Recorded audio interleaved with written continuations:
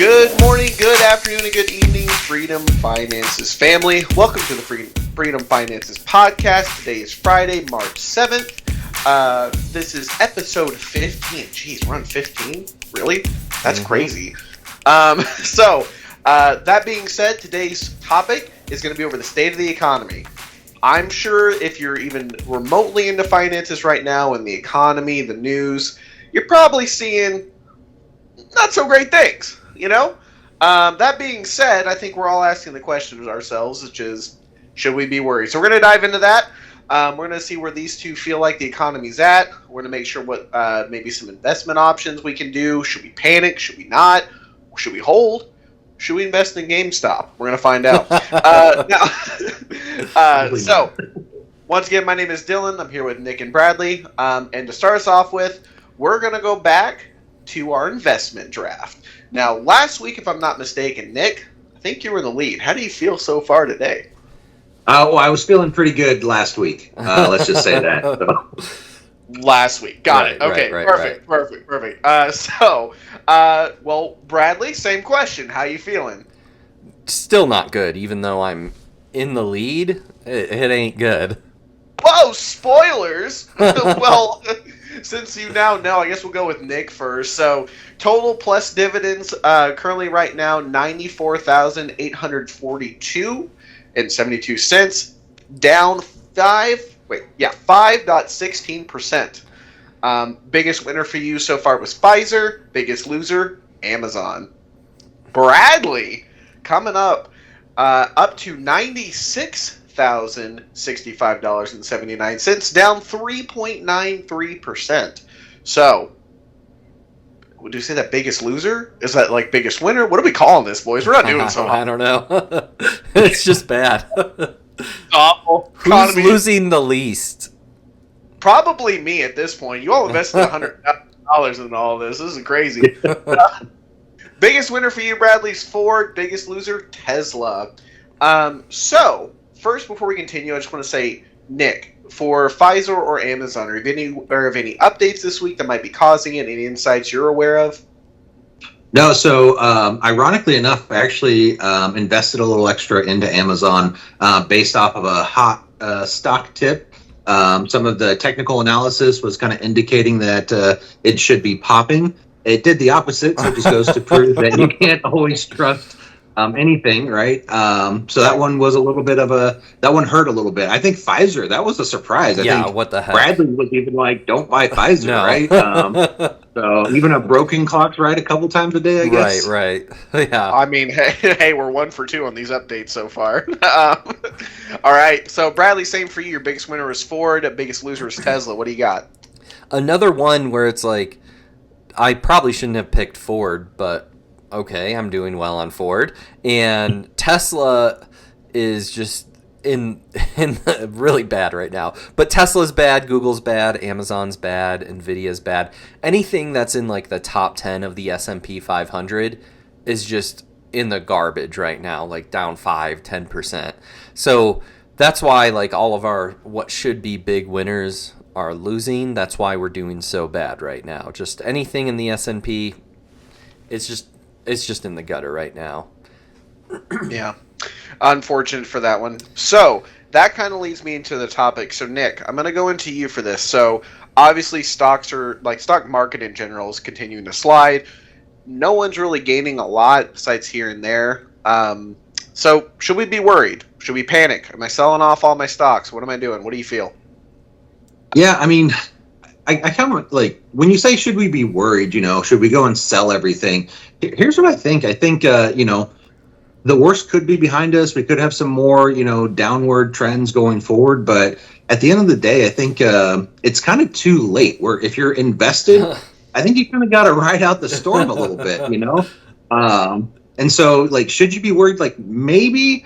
But I think like most people have taken a loss at this point. I know every time I'm checking my retirement accounts, I'm down a couple percent each day.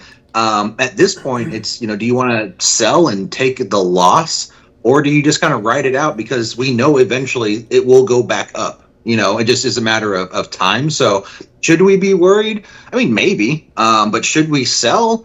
I mean, no, I don't see any sort of like market collapse happening. So now I say ride out the storm and just be prepared to see more red days than green, knowing that at some point it will get better. And I'll actually carry on that. So to pin onto it, I always kind of look at it like this. So obviously neither of us, well, either rather, has been around for the Great Depression, right? But we all experienced in some level the '08 crash, right? Do you feel like, and this can be either one of you, do you feel like are we at an '08 crash, for example? Like, are we at that level yet? No, absolutely not. The mortgage crisis of 2008 was, it probably should have been worse than what it was. Like, it was really, really, really bad. Like, banks went out of business. The American government was essentially buying banks and controlling banks. It was really bad. And some people argue if the government hadn't stepped in, like, it could have been worse. Some people argued maybe they extended it for a couple months. It ended up being fine, but it was really, really bad. Like right now, I don't know, we're down. I would say Nick's stock and my stock are pretty good representative of what the stock market is, just because it's probably so saturated with S&P that we're really close to like a 1 beta. So we're down like between 4 and 5%. So I would say that's what the market is down. It was really bad in the 2008 mortgage crisis. So we're not quite at that level yet. Perfect. I don't believe so either, but I keep hearing on the news, hey, are we going down another '08 crisis? Are we going around this and this way? I think it's safe to remind our audience here, probably not. Yeah. Obviously, things can change each day between the government, economy, whatever, but so far it doesn't point to it. Nick, do you have anything else?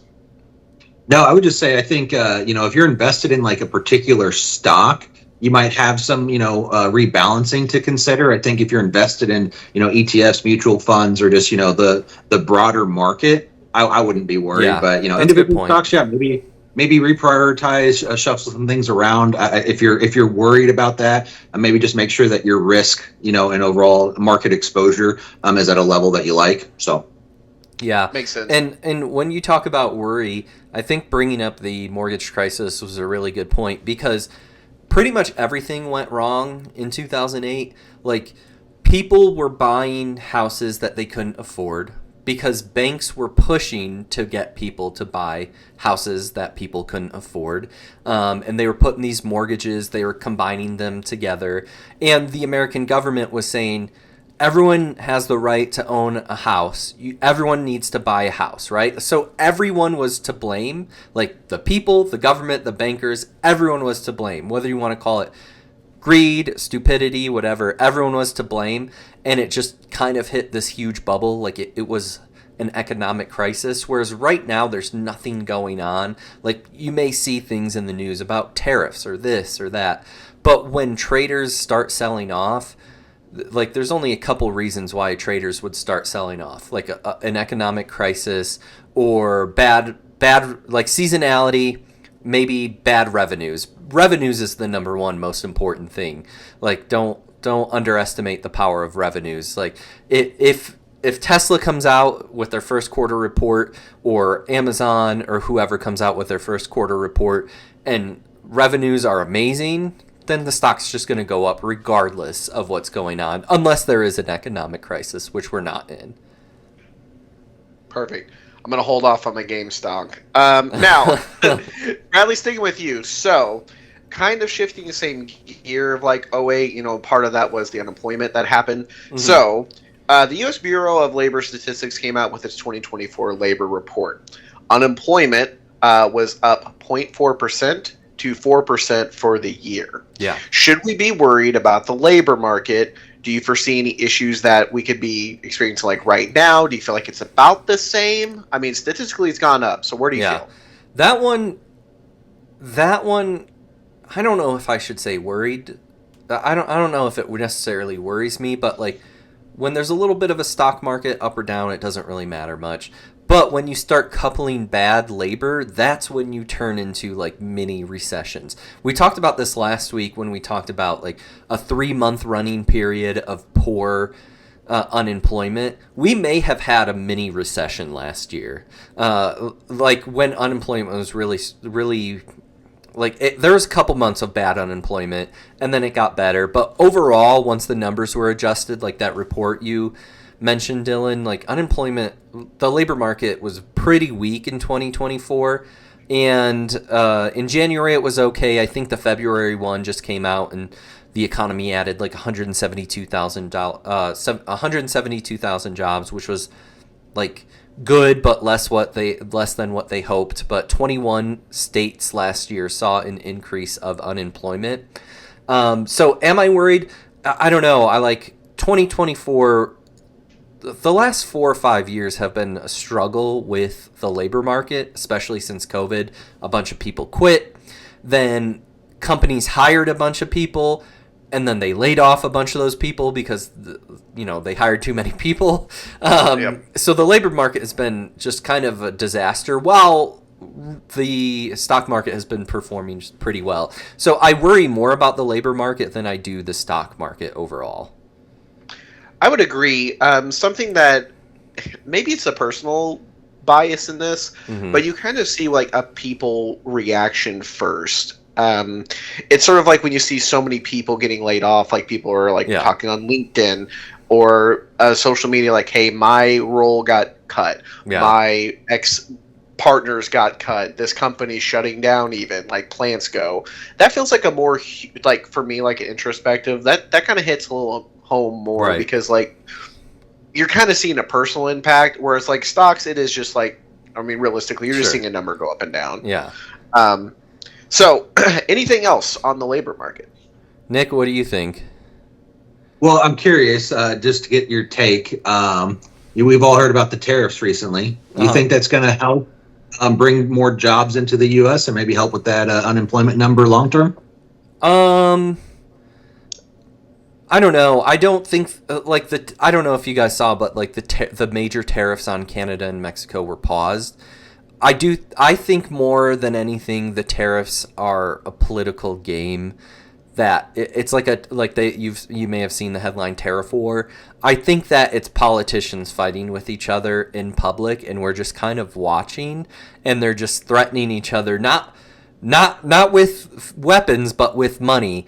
And it's funny because everyone talks about how tariffs are bad, and like tariffs are a tax, so tariffs are inflationary, right? Anytime you add a tax, it's generally worse for the economy. And people talk about how the U.S. shouldn't implement tariffs on, let's say, Canada, for example, but because it's bad for Americans in the end, because we'll end up paying the tariffs that we charge them, right? But if that's true, why is Canada then charging us 25%? Because the same thing in inverse would have to be true. So Canada adding another 25% tariff on us means Canadians are paying 25 extra. So you know that it's a bunch of nonsense from politicians. They don't actually care, and they're just pulling us back and forth. So to answer your question, do I actually think it'll affect the labor market? I don't.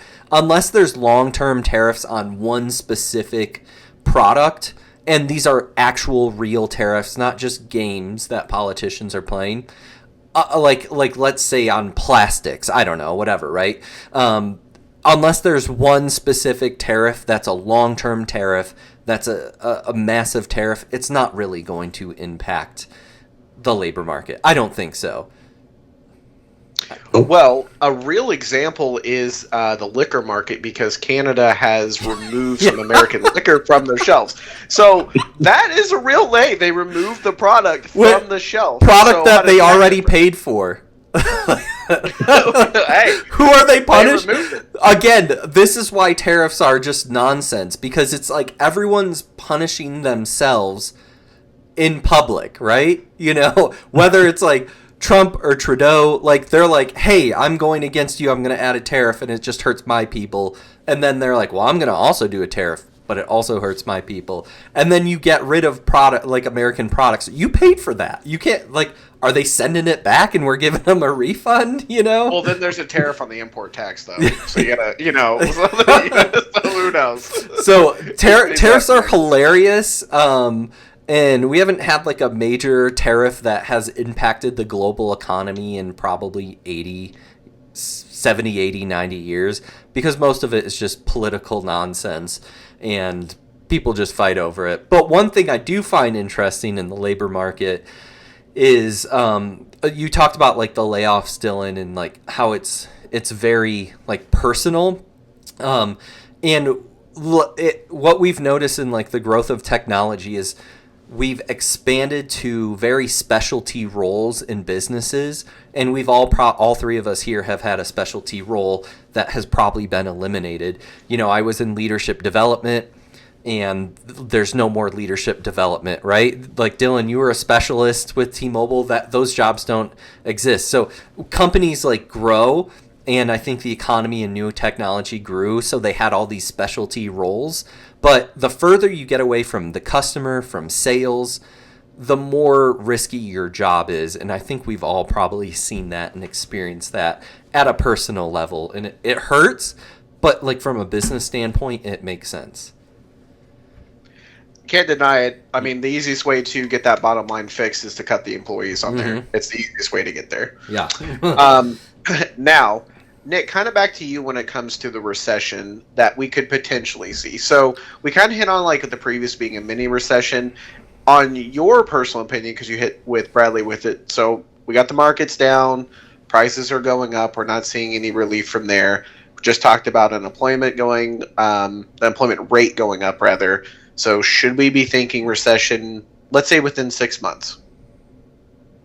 Yeah, I mean, I don't know. I'm personally not too worried about a recession. I think, you know, when you hear about the like unemployment rate going up 4%, well, the inverse of that means 96% of people are working. You know, that's a pretty big portion, you know. So when you think about a recession, like that's kind of hard to do when, you know, that many people are, you know, have employment, you know. And I know, you know, I think the federal minimum wage is still a bit low, but most states are implementing higher, you know, minimum wages and things like that. So, I think kind of to my point I made a couple weeks ago, I think the market's overpriced. And here's what I also think, you know, we're kind of at a generation where we have new investors entering the market. They don't really understand corrections and things like that. And I think it's kind of maybe Chicken Little a little bit, like the sky is falling from people that just aren't that experienced. And, you know, you're used to this just like steady green up all the time. When you actually see a correction, you have to deal with it. You just think it's the end of the world because people aren't used to it. They haven't been through it and things like that. So, you know, I think to Bradley's point, like, in the sense of like maybe we just went through a recession a few months ago, like maybe on the, you know, on paper type recession, but anything that's going to, you know, be like an '08 or Great Depression type, like, no, I don't think there's anything to worry about like that. There's just no catalyst for it, you know. To Bradley's point, like '08 had a lot of different things that kind of led up to that. Even the dip with COVID, you know, when you look at that, that was a global catastrophe and markets rebounded extremely quickly, you know.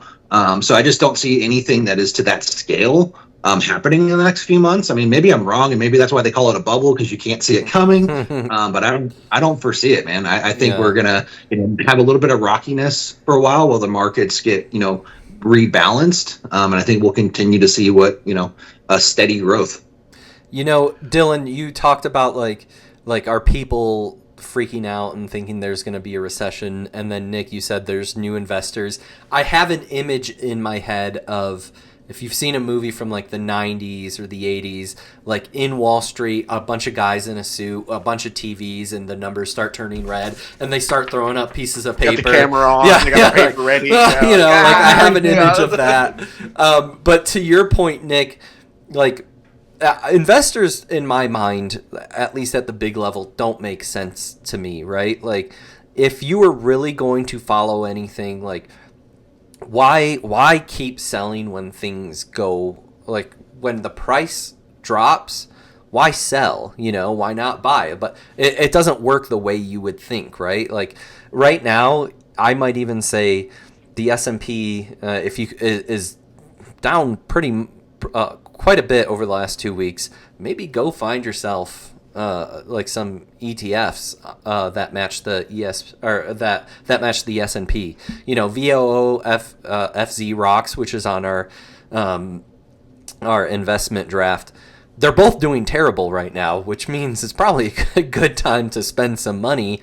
So if you have some extra money or you've been waiting for a time to invest, and or you're like, hey man, the stock market's been expensive, maybe it's a good time right now. But traders don't make sense to me. I don't think, like, we don't think like them. I don't think most people think like them. But they don't act the way you think. And, like I would think right now, like, holy crap, S&P 500, it's down probably 300 points in the last 2 weeks. That's some good money you could make. Very fair. All right, so Bradley, since you were last on the topic here, so mortgage rates are dropping. We're falling down about 6.63% for 30-year. Looks like for 30-year mark. So why are they down? Is this actually a good thing, or is this like, are we finally going to be able to buy a house? I think is what we're all wondering. Is that going to be affordable? What do you think? So I think your first question was, why is it a good thing? Yes. Are we finally going to be able to buy a house? Maybe. But okay, great. I think. So, I mean, mortgage rates also just sometimes don't make sense, because in September, the Federal Reserve cut interest rates and mortgage rates immediately dropped, but then they just skyrocketed for the next 6 months or so. And it's like, I don't understand what's happening right now. It's supposed to literally do the opposite, but it's not. It's good that it's going down. It's still super expensive to buy a house. Your mortgage is going to be extremely expensive. Something you could buy 3, 4, 5 years ago for, let's say, $300,000 is probably the same as, like, if your mortgage with interest rate is probably the same as something maybe $175,000, $185,000. So, I mean, the rates are still garbage. What we need to see is like a continued trend line downwards, and it's finally coming down, and it's a good thing. The Federal Reserve, I think Chairman Jerome Powell said, we may not keep cutting rates. We're in no rush. And I think that's because the labor market's pretty weak, and I don't think anyone really knows what's going on, so I think it's a little confusing. But it's a good thing that it's going down. Houses are still expensive because house prices pretty much always go up, and mortgage rates are still high, even though they're lower than they were a couple months ago. Gotcha. Nick, anything to follow up with that? Yeah, I think it's interesting. I don't think renting is that much cheaper than buying a house. So when I hear, like, is it the right time and things, like, if you look at just, and maybe like down payments and things like that, like, I get that can be a little different, but if you're just looking at the monthly payment, there's a lot of equivalent things I think you can even get with a 6.5% interest rate. Sure. If you look over the last any really time period in the last 10 years, property investments have been one of the best investments people can make, because those continue to rise and rise and rise. I don't know. I see I see so many apartment complexes being built around here in the last 6 to 12 months. I wonder if there's something more to it. What is the actual barrier into getting into a home? Is it the credit? Is it the down payment? I don't know. I think if you can make it work within a couple of $100 a month, maybe people are just afraid of getting into that because they don't want to be committed to that. They want to be able to move or relocate. Like, I don't know. I think there's probably a little bit more to it, but I would encourage people, like, your home is probably one of the biggest investments you'll ever make. And I hate, very few people ever regret getting into a home that have stayed in it for 5+ years. It's almost always come out positive for those people. So I don't know, maybe it's a priority thing, maybe it's a generational thing, I don't know. But even at 6.5% historically, that's not a bad rate if you look at the last 30 years. Maybe we should look at that a little bit differently and maybe try to push ourselves into home ownership. I know that's been one of my best investments over the last 10, 15 years. So, all right, let me ask you guys this, because you're both in the Springfield, the southern Missouri area. What's the average rent for maybe an apartment with, I don't know, two bedrooms, 800 square feet? So I'll tell you, I know Allie is starting to look at apartments because she just turned 18. Yeah. And there was a 700, maybe 50 square foot apartment. Granted, all the utilities and stuff were included. $1,200 a month. So okay, Wow. to get a $1,200 mortgage, I mean, your house has to be $100,000.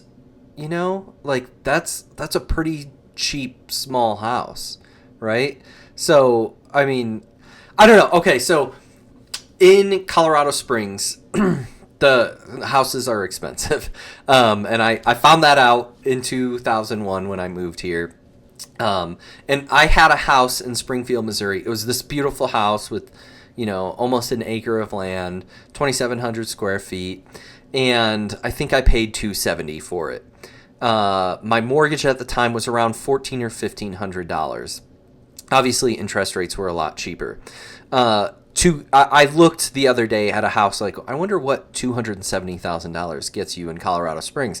I looked it up, and it's like a manufactured home, where like looks like someone died in the house. It's like cute fixer-upper, great investment opportunity. It's like 800 square feet.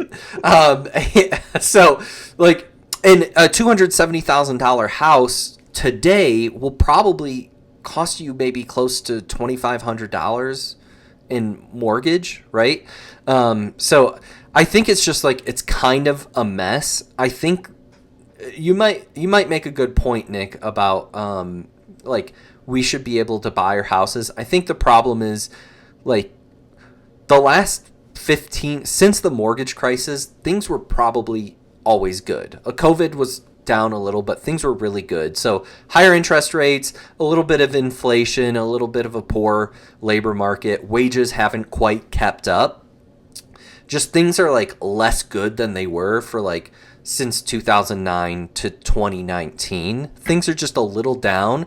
So that extra $500 or $1,000 makes or breaks like a person or a family's budget. That's my thought on the mortgage rent situation. Yeah, maybe even to that point, because I know, you know, apartments to house, it's kind of not apples to apples. Mm-hmm. But maybe even like just ownership of like a condo type, you know, place. That's a good point. You know, and maybe that would be a little bit more equivalent. But I think the renting versus ownership, I don't know. I think you're going to come out, you know, 9 times out of 10 better if you're owning versus renting. Yeah. I do think that you're probably right. Most people can probably afford a home and they don't know it unless they're in an apartment where they've kind of had grandfathered rent prices where they haven't gone up as much as the rest have. In that case, you got to figure out your budget a little bit. And I remember when I was renting and buying my first house, and it was like our mortgage was going to be $1,400. Carrie and I were like, "What? How are we going to pay $1,400 a month now?" And now it's like $1,400 is like, we'll get you a trailer, you know, on the side of the road. True. All right. Well, thank you for that. Now, as far as my opinion on it, it pretty much echoes the same.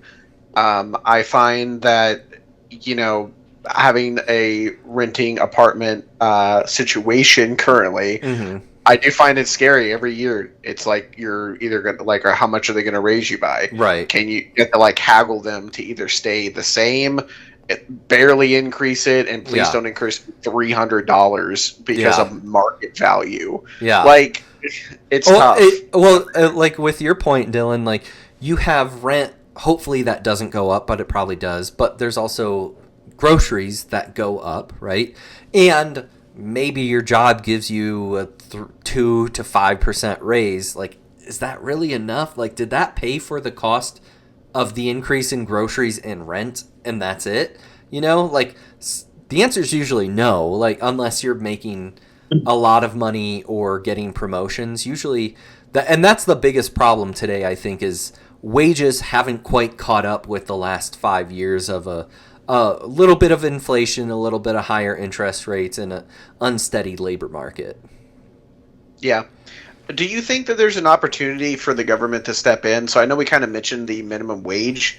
So twofold with this, like, for example, I know when the cabinet was being filled for the Trump administration, a topic was brought up of, hey, do you support lifting the federal minimum wage to 15 an hour finally? Because as of right now, it is true. If you were to, what is it, 725 right now for a federal? Something like right? that sounds right. So nowhere in America can you afford an apartment with that, if that's what you are. But as we've mentioned on here, most states have alleviated that in some capacity. So do we, and this is open to anybody, do we find that at this point in time, actually setting a standard of 15 an hour is something that we can, one, even afford as an economy right now, and two, is it valuable as a consumer to have that? What do you think, Nick? Yeah, I think it's interesting. You always hear about like, technologies being able to make life easier and, reduces certain jobs and professions and things like that. And it's like, in order to kind of get to that world, there has to be something, whether it's, government assistance or, basic, income, like something along those lines. I think from a mandated minimum wage increase, I think you're just going to see more justification to raise prices. I think you're just going to, move the goalpost a little bit with that. I don't think that's the right answer, but it's also probably one of the only like kind of short-term solutions that we could do. But personally, and maybe this is a little bit radical idea, I do think as we continue to see technologies eliminate, certain roles and things like that, maybe we should consider some sort of universal income or, some sort of public assistance that's available to everybody, not just maybe income based or something like that. I don't know if that will ever happen just because of the politics and stuff like that. But I think that was, that's where I would want to go with it. But, maybe the raising of the minimum wage is where it goes. I think $15 an hour jobs are pretty common right now. So I think it'd be a victory on paper. And the reality is most people are already making that money. I know my 18-year-old is making close to that already now. It's like, I don't think that would be a big difference for most people. Well, to add to this, I feel like a part of that would be beneficial because, one, your point is that like prices have that wouldn't really alleviate anything because how prices are now, right? And it would just increase. If we look back, whenever the last time that the 725 was even rose to that, we still have prices increasing regardless. So, regardless if we've raised it or not, the prices have gone up. I think further at this point, I think 15, yes, I agree with you that it doesn't make the difference. I honestly think 15 isn't enough now. Yeah. If we're going to do a federal minimum, it needs to be like maybe 20 to do, like, to make people in a good spot. Here's where I think you struggle, like, with doing those things is, in my reality, what I've seen when you increase the bottom, you're just lowering the middle class. Because that wage, like if everybody kind of increased at the same rate, cool. But I think you're just kind of taking the, upper, lower class and putting the middle class closer together. So I don't know. I don't know that you're improving a group of people's lives. I think you're maybe decreasing somebody else that's getting closer to that minimum. You're absolutely right, Nick. And like minimum wages, like you can argue they were very good, like especially in the early 20th century when, like I got paid a nickel an hour, right? But like what happens on a chart is once you increase the price floor, you give the opportunity to change supply, you give the opportunity to change demand. It's funny the arguments people have because I remember people saying like McDonald's pays too much, like they always pay, or too little. They always paid the minimum wage. And then there were arguments of, well, if you raise the price of the workers at McDonald's, then they're going to raise the prices of a hamburger, right? And then people are like, no, they don't actually have to do that, though. It's the same discussion we have with tariffs today. Like, I was just going to say it's the same as tariffs. It's the same thing. Well, I'm just going to pass it to the customer. And then people who support tariffs say, well, they don't have to pass it to the customer. So you essentially increase the price of everything, right? And like Nick said, for the middle class who didn't get any sort of price increase, everything just kind of got a little more expensive, and it, like economically, it's just not that strong of a principle to continue to raise it. I think what needs to happen. You talked about technology, Nick. Like, I do think there's a little fear with AI that it's going to reduce a lot of jobs. It's like, I guess, what do we think's going to happen? Is it going to be like iRobot in 50 years where like everyone who's doing the jobs are these Tesla robots walking around? There's always a shift when new technology comes out. People find new jobs within a different industry, right? Like the amount of physical handwork we did in the 19th century, a lot of that's been eliminated. It's not like no one has jobs anymore, right? The technology changes. So we'll just find new ways to have jobs, unless we live in like this post-apocalyptic, dystopian world where robots are walking around doing all our jobs for us and we're sitting on the street asking money for robots. Like things change, technology changes, and our jobs will change with it. That's why I don't fear like AI or technology change. I will say it's unfortunate for the people who get kicked out at the time. It's devastating, right? For families, for parents, for moms or dads who lose their job due to new technology. But that's always happened in history, especially in the last 200 years. That makes sense. Now, we're going to go over a little wrap up, just kind of with the thoughts on, every day, just to make sure we get them a nice little bow for today. So, overall for each one of you. So, Nick, I'm going to start with you first. So, we've obviously talked about tariffs. That being said, do you have anything to add to the conversation regarding the tariffs? Do you feel like the consumer consumers on either end, so Mexico, China, Canada, the U.S., the big four right now, do you feel like this is either going to benefit or harm them? What are your thoughts? Yeah, I think, trying to trust in the best intentions. I think tariffs are designed to try to bring more jobs to U.S. companies, to encourage companies to produce in America, strengthen our own economy, give local jobs, things like that. I will give credibility to Bradley. I do think there's probably some politicalness to that that kind of takes away from like the actual long-term benefit. I do think, even at its best, it's still going to give you short-term harm, because I think the most likely response from companies is to pass that cost onto the consumer. But like, I get it. I just think we have such a mismanaged system that's not what's actually going to happen. I imagine that's probably going to, I'm glad it was postponed, but if it does get implemented, we probably will see some increased cost, and that may negatively impact the market in the short term as well. We may continue to see some rockiness there. One thing. Oh, go ahead. Well, I was going to say, like, the argument, like the pro-tariff argument, is that it will bring jobs here. And this is what I don't like about the conversation about tariffs, is people don't go deep enough. The anti-tariff argument is that, well, you'll just pass costs along, but people don't go the extra level. So let's say two luxury cars that are around $50,000, right? One's American, one's German, and we add a flat $5,000 tariff to the German car. Well, people say, okay, I'll just buy American then. Well, guess what? Now the American company can raise their price by $2,000. I still buy American because it's cheaper than the German car, but now prices have gone up regardless. So no one, like, I've never heard anyone actually have that full conversation. It's just like, tariff good, tariff bad. Like, have the full conversation, like, go multiple levels.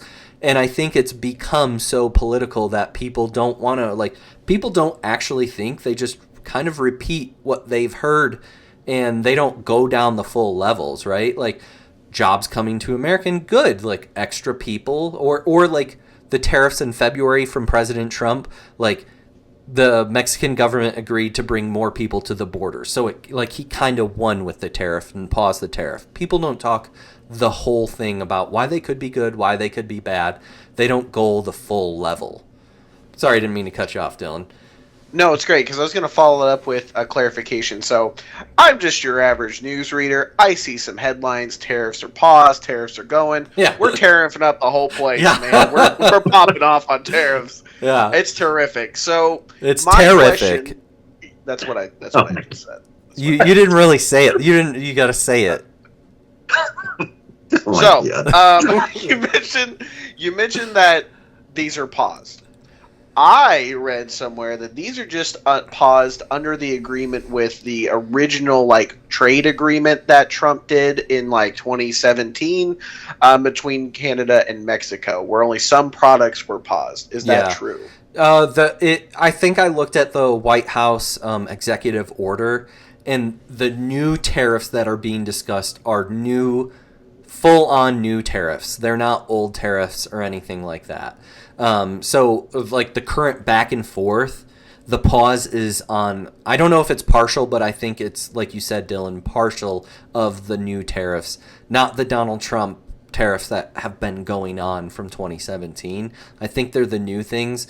But you're right. I forget what it is. It's like certain parts of the tariffs have been paused. Yeah. Correct. Part of that is in Mexico, the cars that are being ported over. Yeah. Because they're part of that agreement that happened. That's the only thing that I think is paused currently, and this just updated today. But hey, we'll see what Monday holds, and we'll have new tariffs on Indonesia. The 30% German tariffs that we didn't know about have been paused. Like, okay. Hey, India, we're looking at you next, bud. Be careful. So, Bradley, you mentioned with these tariffs, obviously, besides the political games that happen, do you find any benefit solely besides? I know you kind of talked about this already with the American purchase, right? But any benefit to consumers? Anything else that you may want to talk about when it comes to benefit from the tariffs? Yeah, it can definitely benefit consumers if it works the way it's intended to work. Long-term tariffs are like devastating. Short-term tariffs are usually political games, or we get a little gain, kind of like what Nick said, like it pushes over some job movement. So yes, short-term tariffs can work, but like Nick said, there is like also short-term pain. But long-term tariffs are like historically pretty devastating. We don't see those anymore though. Like none of the tariffs were like, if there's a 25% Mexico or Canada tariff for the next 25 years, that can really harm Mexico and Canada. Prices will go up in the U.S. It will hurt them more than us over the long term. But yeah, yes, there can be good things, there can be bad things with tariffs, but long-term tariffs, negative. Because I know we made a joke about it earlier with the liquor being removed from the shelves, but long-term like bourbon purchases going away from consumers, from American companies, that can hurt them. That barely has any that doesn't have anything to do with tariffs. That has to do with we're mad at America, so we're taking their product off the thing because of tariffs, okay, right? Fair. There was no like liquor tariff that says remove the liquor from the shelves. It was, dang you, America, we're taking your liquor off the shelves. Like, okay, man. It could have been a new one. You don't know. No, I do know. It wasn't. Okay. All right. That's fair. All right. Well, that's all we had overall, everybody. So I did not want to do this at the beginning because I wanted to end on a positive note at the end. So I'm going to start with me today, and I want each one of you to tell us a positive that's going on in your life. The positive I have going on is the show One Piece. There's like over 1,100 episodes. I'm currently just hit 730. Yes, I've watched them, and it is potentially of how it lands, because obviously everyone knows it's still going on. It could land to being the best show of all time, and that includes any show. Any show. You know. Hey, Nick, you don't know, so you don't know. But I'll go to you next. What do you got? I did not see you going in that direction. I'm sorry. That surprised me. You're welcome. Who's that? Bradley, you next? Oh, am I next? No, it's you. No, it's you, Nick. Oh, it's me? Oh, okay. Something good going on. Yeah, I'm like, oh wait, what is One Piece? No, okay, so something going good in my life. We just scheduled our plans for our vacation this month. Nice. I'm going to go take a week with the family, and I got my official acceptance letter into the master's program starting April 7th. So. And as a reminder for the audience, how are you going through that master's program? Are you taking advantage of anything at your employer by chance? It is. So it's 100% covered by my employer. So I am not having to come out of pocket at all. I'll be going through business administration. So Nice. Fantastic. MBA? We're proud of you. Yeah, congrats. thank you. man. Thank you.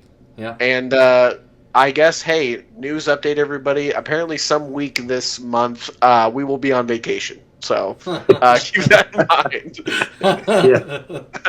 Bradley, what do you got for us? What's going on? well- What's going on? Well, it's tax season, so we have 5-6 weeks until taxes are done. So April 16th. my taxes, the business taxes are done, and my personal taxes are done, and it just feels really good, like it's not Oh, even yeah. April yet. It's just such a satisfying feeling to have taxes finished. So I'm excited about that. Also, in a couple weeks will be Freedom Finance's 1-year anniversary, so I'm pretty excited about that. We definitely need to do this like a celebration because we've all been a part of it Yeah, generally since the beginning. So I think we should definitely plan something fun. like yeah. But I also think that is the oldest thing you've ever said where you're very happy your taxes are done. It just Or- feels good. Like, I'm just saying. oh, okay, It's okay. Are your guys' taxes done? Absolutely. Okay, they're not. I have a meeting Here we with go. my accountant. It's on the books. It's in a week or two. Okay. It'll be done then. I promise. just- Is that during or after vacation? I don't know. I have to check with my wife. Okay. He Perfect. scheduled it. It's just like it's one of those things where it's like you have to do it. It's like homework for the government, and no one likes homework, and no one likes homework for the government. So it's like, hey, I got it done. Suck it. That's how I'm going to sign off on my taxes. Hey, got it done. Suck it. All right, gentlemen. Well, is there anything else that you all want to talk about today that's going on in your lives? Any updates? No, I'd just say buy the dip. Yeah. I'm lowering my cost index right now, so I Yeah. encourage everybody to do the same. If you can, that's a good point. If you can afford it, buy it. If you can't afford it, don't. And the reason why I say that is because it feels like obviously that's obvious, but like FOMO is a real thing. Like if you're like, man, I wish I had the money because the stock market's on sale. It's okay. Like if you can't afford it, don't buy it. But if you can and you've been waiting, it's a great time. So I think we can do two things today. We can know we're not losing into a Great Depression right now Right. or recession, looking good, and to buy the dip. Wisely. Yeah. No GameStop yet. Right. All right. As always, FF family, we appreciate you hanging out with us this week. Have a good morning, evening, afternoon, weekend, week. Enjoy your life. Have a great day. Peace.